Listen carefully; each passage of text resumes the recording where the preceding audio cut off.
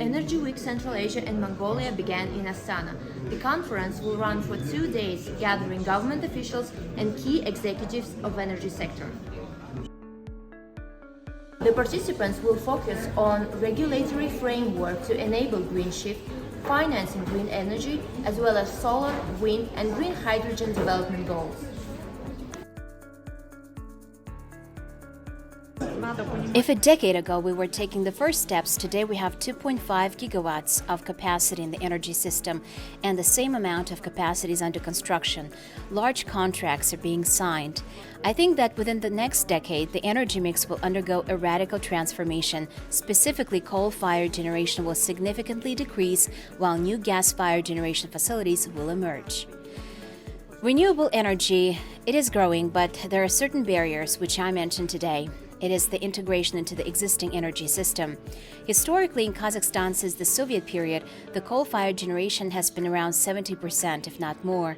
And of course, with such base generation, it's very difficult to integrate new, volatile sources of renewable energy. While implementing green transition, it is crucial for countries to follow the sustainable development path, experts say.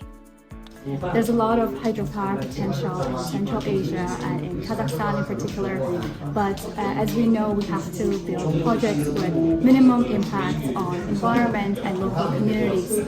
So we have partnered with governments, financial institutions, NGOs to develop a hydropower sustainability standard. So this is a global certification system that enables assess individual project performance on their impact on environment and local communities.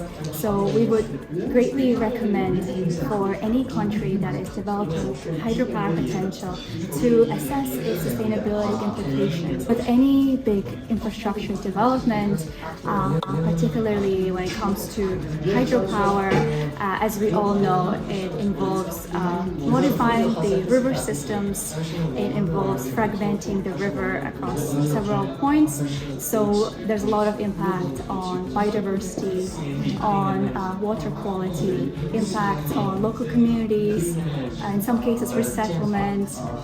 So we need to be aware of these implications, and as we develop more hydropower, ensure that lives of these people are improved as a result of the project, and that we either minimize our impact, avoid it, or compensate for any implications our projects cause. Experts argue that Central Asia and Mongolia should prioritize regional cooperation for the effective implementation of renewable energy sources.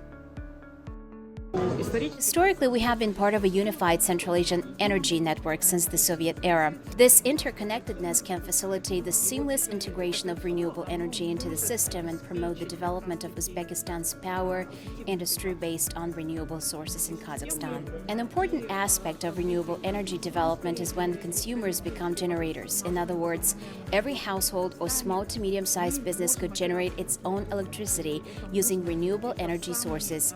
In urban areas, this could take the form of solar rooftops.